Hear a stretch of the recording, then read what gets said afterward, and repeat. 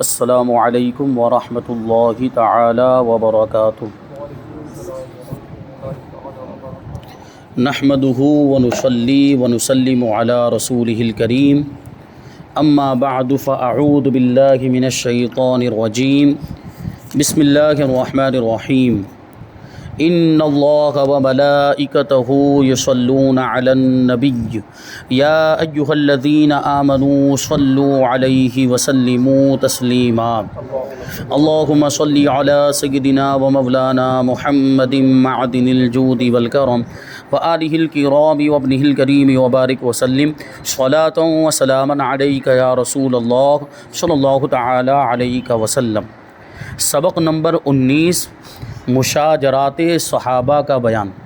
یہ بہت ہی اہم بیان ہے اور بڑی توجہ کے ساتھ سننے کی ضرورت ہے، کیونکہ اس میں صحابہ کرام کے مابین، صحابہ کرام کے درمیان جو ناراضگیاں ہوئی اور صحابہ کرام کے درمیان جو اختلافات ہوئے، تو اس کے بارے میں ہمیں کیا عقیدہ رکھنا چاہیے اور اس کے بارے میں کیا ہم کچھ بول سکتے ہیں، یا کسی صحابی کے بارے میں کیا کوئی غلط لفظ اپنی زبان سے نکال سکتے ہیں۔ تو اہل سنت و جماعت کا عقیدہ یہی ہے کہ صحابہ کرام سب کے سب جنتی ہیں، حضور پاک صلی اللہ علیہ وسلم کے وفادار و جانثار ہیں، کسی بھی صحابی کی شان میں گستاخی نہیں کی جا سکتی۔ صحابہ کرام کی شان میں گستاخی کرنے والے بدنصیب اور گمراہ ہیں۔ تو اسی عقیدے کو اس سبق کے اندر بیان کیا گیا، تفصیل کے ساتھ بیان کیا گیا ہے، تو اس کو توجہ کے ساتھ سماعت کریں اور اس کو اچھی طرح ذہن میں بٹھا لیں، ذہن نشین کر لیں۔ اور یہ اہل سنت و جماعت کا عقیدہ، یہ آپ کا بھی عقیدہ ہونا چاہیے، کیونکہ آپ اہل سنت و جماعت ہی سے تعلق رکھتے ہیں۔ تو صحابہ کرام کی عظمت، اہل بیت کی عظمت، اسی کا نام اہل سنت و جماعت ہے کہ ہم سب سے محبت کرتے ہیں، ہم صحابہ سے بھی محبت کرتے ہیں، ہم اہل بیت اطہار سے بھی محبت کرتے ہیں۔ صحابہ کرام علیہم الرضوان نبی کریم صلی اللہ علیہ وسلم کے سچے جانثار اور مخلص اطاعت گزار تھے، فرما بردار تھے۔ صحابہ کرام حضور پاک صلی اللہ علیہ وسلم کے اشارہ ابرو کے منتظر رہتے تھے، یعنی حضور پاک صلی اللہ علیہ وسلم زبان مبارک سے کچھ ارشاد فرمائے تو فوراً عمل کرنے لگ جاتے تھے، بلکہ حضور کو کچھ عمل کرتے ہوئے دیکھتے تھے تو صحابہ کرام وہ بھی کرنے لگ جاتے تھے۔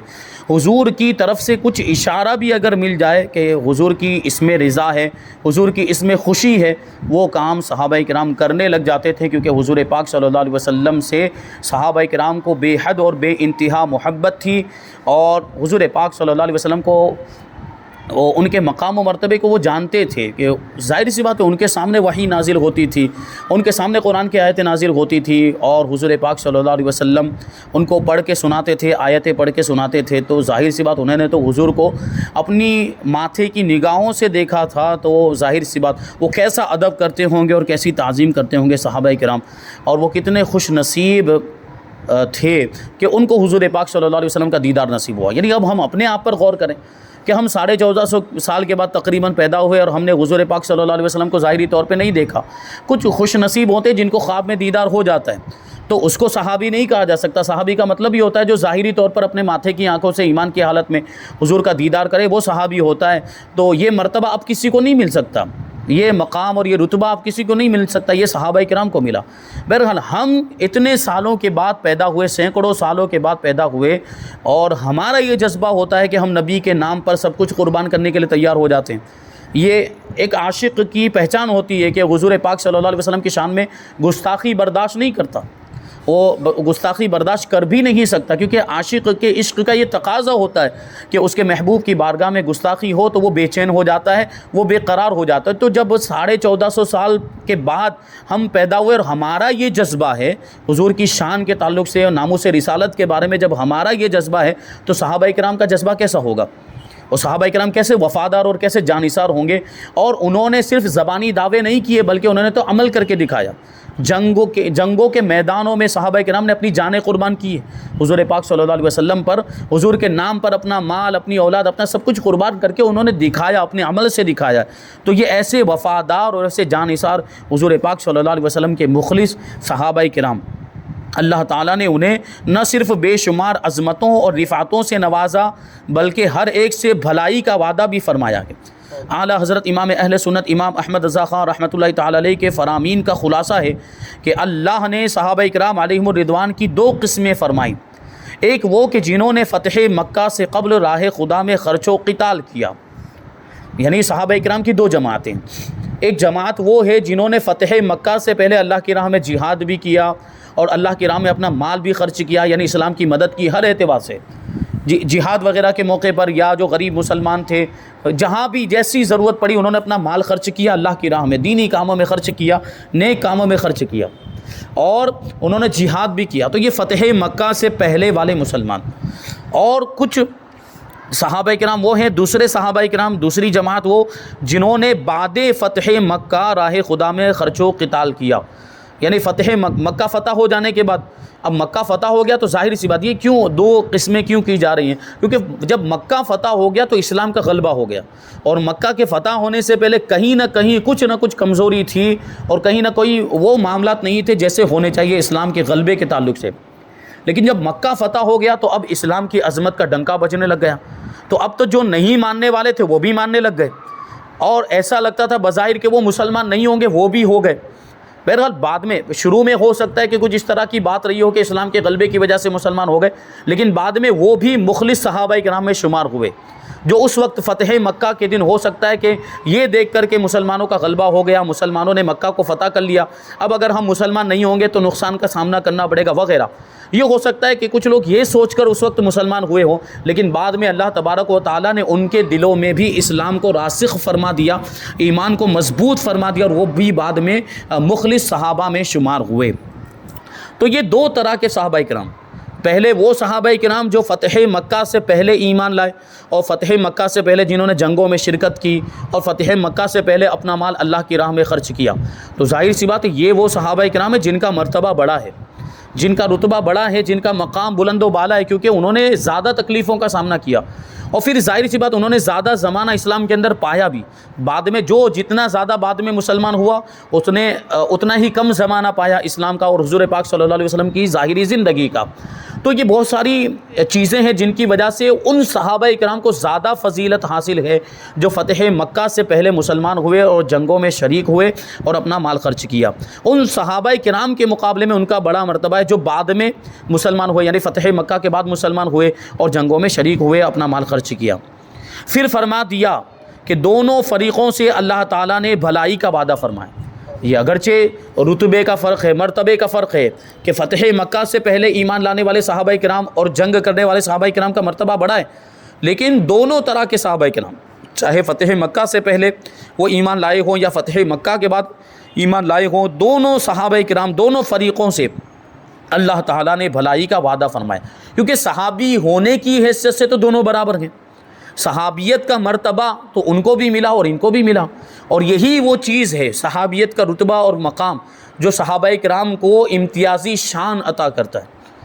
تو یہ چیز تو جو فتح مکہ سے پہلے مسلمان ہوئے، جو فتح مکہ کے بعد مسلمان ہوئے، جنگوں میں شریک ہوئے فتح مکہ سے پہلے یا فتح مکہ کے بعد، یہ چیز تو دونوں میں مشترک ہے، وہ بھی صحابی یہ بھی صحابی، اور تمام صحابہ کرام سے اللہ تبارک و تعالیٰ نے بھلائی کا وعدہ فرمایا، یعنی جنت کا وعدہ فرمایا، اور ساتھ ہی فرما دیا کہ اللہ کو تمہارے کاموں کی خوب خبر ہے، یعنی اللہ تعالیٰ تمہارے کام جانتا ہے کہ کچھ خطا کے معاملات بھی ہوں گے، کچھ اجتہادی خطائیں بھی ہوں گی، اس کے باوجود اللہ تبارک و تعالیٰ نے بھلائی کا وعدہ فرمایا۔ اس کا کیا مطلب ہوا کہ وہ خطائیں معاف ہیں حضور کی صحبت کی برکت سے، حضور پاک صلی اللہ علیہ وسلم کے صحابی ہونے کی وجہ سے اللہ تبارک و تعالیٰ نے بعض صحابہ کرام سے جو اجتہادی خطائیں ہوئیں ان کو معاف فرما دیا ہے، کیونکہ صحابیت کا مرتبہ اور حضور کی صحبت یہ بہت بڑی چیز ہے، اس کی برکت سے اللہ تبارک و تعالیٰ نے بعض صحابہ کرام سے جو خطائیں ہوئی، اجتہادی خطا کہیں گے، تو اللہ تعالیٰ نے ان کو معاف فرما دیا۔ تو اسی کی طرف اشارہ کہ اللہ تعالیٰ کو تمہارے کاموں کی خوب خبر ہے، یعنی جانتا ہے کہ کچھ ایسے معاملات ہوں گے، لیکن اس کے باوجود بھلائی کا وعدہ فرمایا، یعنی اس کے باوجود جنتی بنا دیا کہ تم کیا کیا کرنے والے ہو، اس کے باوجود اس نے تم سب سے حسنا یعنی بھلائی کا وعدہ فرمایا، بھلائی یعنی جنت۔ یہاں قرآن عظیم نے ان بے باکوں بے ادب ناپاکوں کے منہ میں پتھر دے دیا جو صحابہ کرام علیہم رضوان کے افعال سے ان پر طعن یعنی اعتراض کرنا چاہتے ہیں. یعنی بعض صحابہ کرام سے جو اجتہادی خطا ہوئی تو اس کی وجہ سے ان کی شان میں گستاخیاں کرنے لگ جاتے ہیں اور معاذ اللہ ان کو برا بھلا کہنے لگ جاتے ہیں, طعن و تشنیع کرنے لگ جاتے ہیں.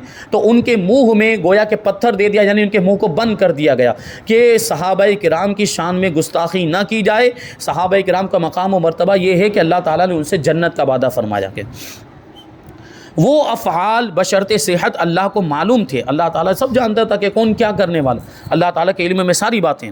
پھر بھی ان سب سے حسنہ یعنی بھلائی کا وعدہ فرمایا. تو اب جو اعتراض کرتا ہے وہ اللہ واحد و قہار پر اعتراض کرتا ہے.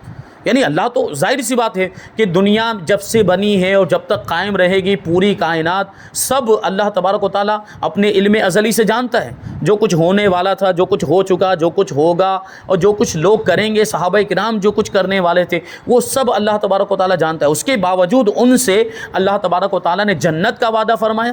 تو پھر یہ کون ہوتے ہیں ان کی شان میں گستاخی کرنے والے؟ یہ بے باک اور گستاخ, یہ بدتمیز قسم کے لوگ جو اس زمانے میں پیدا ہو گئے اور معاذ اللہ صحابہ اکرام کی شان میں گستاخیاں کرتے ہیں. جب اللہ نے ان کے ساتھ بھلائی کا وعدہ فرمایا, جنت کا وعدہ فرمایا ہے, تو کیا یہ اللہ کا مقابلہ کرنا چاہتے ہیں؟ کیا یہ اللہ پر اعتراض کرنا چاہتے ہیں کہ اللہ نے بھلائی کا وعدہ کیوں کیا, اللہ نے جنت کا وعدہ کیوں کیا؟ یہ تو معاذ اللہ گستاخی کے لائق ہے. معاذ اللہ ان کو تو برا کہنا چاہیے, معاذ اللہ ان کی شان میں گستاخی کرنی چاہیے. تو اللہ تعالیٰ نے ان سے جنت کا وعدہ فرمایا, تو کیا یہ اللہ سے بڑھ گئے جو ان کی شان میں گستاخیاں کر رہے ہیں؟ تو یہ تو اللہ پر اعتراض کرنا ہوا. جنت اور مدارج عالیہ یعنی بلند درجات اس اعتراض کرنے والے کے ہاتھ میں نہیں بلکہ اللہ کے دست قدرت میں. اللہ تبارک و تعالیٰ جسے چاہتا ہے جنت عطا فرماتا ہے اور جسے چاہتا ہے بلند درجات عطا فرماتا ہے, اور اس نے صحابہ کرام کو عطا فرمائے حضور کی صحبت کی برکت سے, تو وہ جنتی ہیں. ہر صحابی نبی جنتی ہے. معترض یعنی اعتراض کرنے والا اپنا سر کھاتا رہے گا, اور اللہ پاک نے جو حسنہ کا وعدہ ان سے فرمایا ہے وہ ضرور پورا فرمائے گا. اور صحابہ کرام علیہم الرضوان پر اعتراض کرنے والا جہنم میں سزا پائے گا, کیونکہ حضور کے وفاداروں کی شان میں گستاخی کر رہا ہے. حضور کے نام پر اپنا سب کچھ قربان کرنے والے وہ صحابہ کرام, جانثار صحابہ کرام, ان کی شان میں گستاخی کر رہا ہے. تو ظاہر سی بات ہے حضور جن سے محبت کرتے ہیں اور جو حضور سے محبت کرتے ہیں ان کی شان میں اگر کوئی گستاخی کرے تو کیا حضور ناراض نہ ہوں گے؟ اور حضور ناراض ہو گئے تو پھر یہ گستاخی کرنے والے کہاں جائیں گے؟ ان کو خود سوچنا چاہیے. کیا جہنم ان کا ٹھکانہ نہیں ہوگا؟ یقیناً جہنم میں سزا پائیں گے. قرآن مجید میں ہے لا یستوی منکم من انفق من قبل الفتح وقاتل اولئک اعظم درجۃ من الذین انفقوا من بعد وقاتلوا وکلا وعد اللہ الحسنى واللہ بما تعملون خبیر.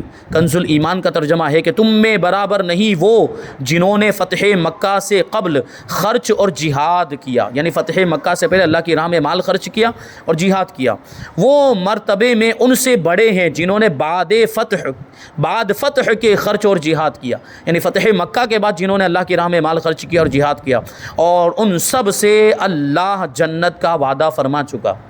یعنی فتح مکہ سے پہلے جنہوں نے جہاد کیا جو مسلمان ہوئے, اور فتح مکہ کے بعد جو مسلمان ہوئے جہاد کیے, تمام صحابہ کرام سے اللہ تبارک و تعالیٰ نے جنت کا وعدہ فرمایا, اور اللہ کو تمہارے کاموں کی خبر ہے.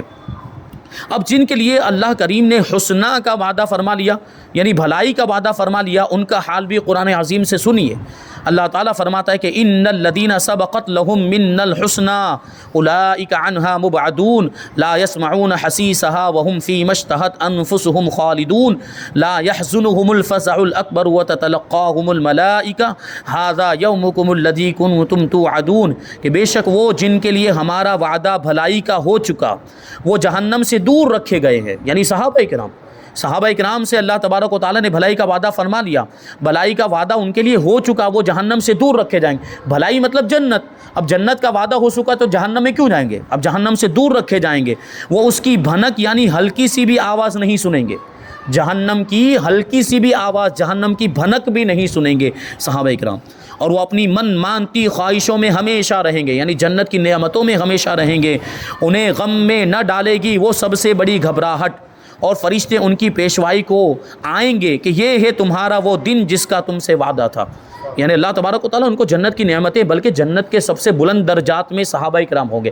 بعد کے مسلمان تابعین طبع تابعین بزرگان دین اولیاء کرام یہ مرتبے میں کتنے بھی بڑے ہو جائیں لیکن صحابی کے مرتبے کو تو نہیں پہنچ سکتے. تو صحابہ کرام کا رتبہ بھی جنت میں ویسا ہوگا, سب سے اوپر ہوں گے. بعد میں دیگر مسلمان ہوں گے اور دوسرے اولیاء کرام بزرگان دین وغیرہ ہوں گے. تو صحابہ کرام جنت میں بھی اعلیٰ درجے میں ہوں گے, اپنی من مانتی خواہشوں میں ہمیشہ رہیں گے اور انہیں یہ قیامت کی جو گھبراہٹ ہے, میدان محشر کی جو گھبراہٹ ہے وہ ان کو بالکل بھی غم میں نہیں ڈالے گی. اس کی وجہ سے ان کو کوئی تکلیف نہیں ہوگی, بالکل رنجیدہ نہیں ہوں گے. یعنی کسی طرح کا کوئی بھی عذاب اور کسی طرح کی کوئی سزا اور کوئی تکلیف میں وہ مبتلا نہیں ہوں گے. حضور کی صحبت کی برکت سے بالکل آسانی کے ساتھ سیدھے جنت میں پہنچ جائیں گے یہ صحابہ کرام, یہ شخصیات. اور پھر کیا فرمایا گیا کہ فرشتے ان کی پیشوائی کو آئیں گے. پیشوائی کو آئیں گے کا کیا مطلب ہوا؟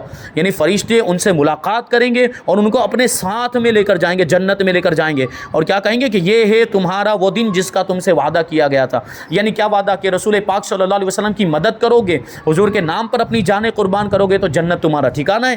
تو یہی تو وعدہ صحابہ کرام سے ہوا اور صحابہ کرام نے وہ کر کے دکھایا. صحابہ کرام نے حضور کے نام پر اپنا سب کچھ قربان کر دیا. تو قیامت کے دن اللہ تبارک و تعالیٰ ان کو وہ رتبہ اور وہ مقام عطا فرمائے گا. یہ عظیم شخصیات ہیں, یہ ہیں صحابہ کرام. اور ان کی شان میں وہ بدبخت فرقہ شیعہ فرقہ اور رافضی فرقہ معاذ اللہ گستاخیاں کرتے ہیں اور بے ادبیاں کرتے ہیں اور بدتمیزی کرتے ہیں, تبرہ کرتے ہیں, ان کو برا بھلا کہتے ہیں, طعن و تشنیع کرتے ہیں. اتنی عظیم شخصیات اسلام کی, بلکہ یوں کہا جائے کہ اسلام ہم تک پہنچا ہے صحابہ کرام کے ذریعے سے ہی پہنچا ہے. اور انہی صحابہ کرام پر اعتراض کرتے ہیں یہ تو اسلام کو کمزور کرنا ہو گیا کہ اگر وہ معاذ اللہ کہ اگر بالفرض وہ طعن و تشنیع کے لائق ہیں یا معاذ اللہ ان کی شان میں گستاخی کی جائے یا ان کا وہ مرتبہ نہیں ہے تو پھر وہ معتبر بھی نہیں رہ گئے. یعنی صحابہ کرام معتبر نہیں رہ گئے, قابل اعتماد نہیں رہ گئے, بھروسے کے لائق نہیں رہ گئے. تو قرآن و حدیث تو ہم تک انہوں نے ہی تو پہنچایا. قرآن و حدیث کس کے ذریعے سے پہنچا؟ صحابہ کرام کے ذریعے سے تو پہنچا ہے. تو پھر تو قرآن بھی کمزور ہو گیا, حدیث بھی کمزور, بلکہ پورا دین ہی کمزور ہو جائے گا. تو یہ صحابہ کرام کی شان میں گستاخی کرنا, ان پر تبرہ کرنا, ان کو غیر معتبر کرنا ہے.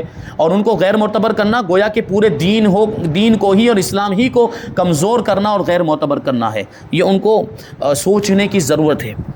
بہرحال تو یہ قرآن کے اندر صحابہ کرام کا مرتبہ بیان کیا گیا. کہتے ہیں کہ یہ ہے نبی کریم صلی اللہ علیہ وسلم کے تمام صحابہ کرام کے لیے قرآن کریم کی شہادت, قرآن کریم نے گواہی دی. اور پھر دیکھیے قرآن کی اس آیت کے اندر کوئی استثناء نہیں ہے کہ یہ آیت کریمہ وہ اتنے صحابہ کرام کے بارے میں ہے اور ان صحابہ کرام کے بارے میں نہیں ہے. ایسا کچھ ہے کہ فتح مکہ سے پہلے مسلمان ہونے والے صحابہ کرام, یہ بعد والی آیت کریمہ کہ فتح مکہ سے پہلے والے صحابہ کرام کے لیے ہے, بعد والے صحابہ کرام کے لیے نہیں ہے. یا اصحاب بدر, اصحاب احد یا اصحاب بیعت رضوان کے لیے ہے, بعد والے صحابہ کرام کے لیے نہیں ہے.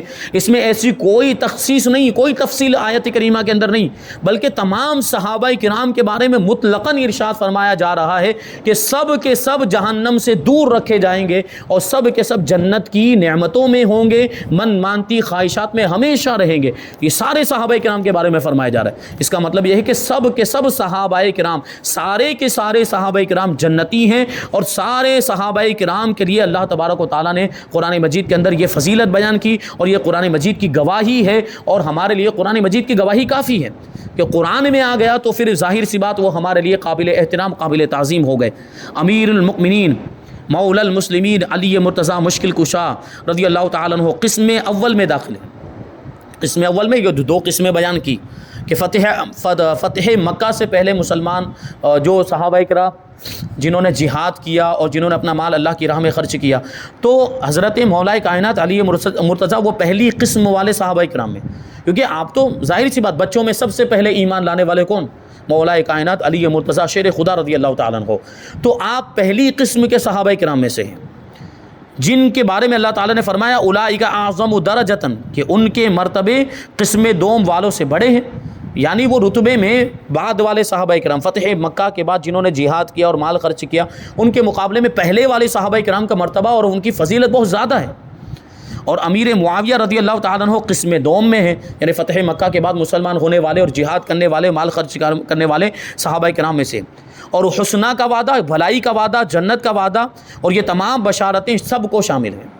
یعنی یہ ساری بشارتیں سارے صحابہ کرام کے لیے، اب چاہے وہ فتح مکہ سے پہلے مسلمان ہوئے ہوں یا فتح مکہ کے بعد مسلمان ہوئے ہوں، تو سب کو شامل، مطلب کیا اس میں مولا کائنات بھی آ گئے اور حضرت امیر معاویہ بھی آ گئے، یعنی سب کے ساتھ اللہ تبارک و تعالیٰ نے جنت کا وعدہ فرمایا، تو مولا کائنات بھی جنتی اور حضرت امیر معاویہ بھی جنتی۔ مولا کائنات الحمدللہ ان کو تو ہم مانتے ہیں کہ ان کا مرتبہ حضرت امیر معاویہ کے مقابلے میں بہت ہی زیادہ، ہمارے امام نے تو فیصلہ کر دیا کہ فرق مراتب بے شمار، حق بجانب حیدر کرار، کہ مرتبوں کا فرق تو بہت زیادہ ہے۔ حضرت امیر معاویہ اور حضرت مولا کائنات کے درمیان مرتبے کا فرق، یعنی مولا کائنات کو اتنی فضیلتیں ملی ہیں کہ حضرت امیر معاویہ ان فضیلتوں میں کہیں بھی نظر نہیں آتے، تو فضیلت تو یقیناً مولا کائنات کو حاصل ہے، بہت زیادہ مرتبے کا جو فرق ہے وہ فرق مراتب بے شمار، حق بجانب حیدر کرار، لیکن معاویہ بھی ہمارے